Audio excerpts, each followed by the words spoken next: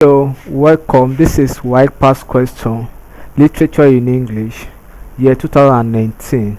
Question number 19 says, dramatic personae refers to dash A. Audience, B. Character, C. Chorus, D. Cast. When we talk about personae refers to person. Is a Latin word that refers to person or human being. Then when we talk about dramatic, it has to do with the company of drama.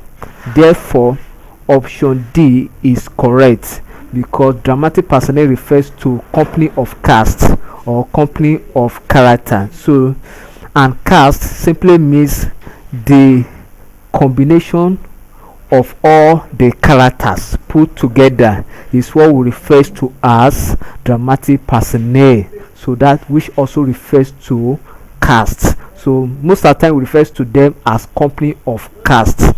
Thank you. God bless you.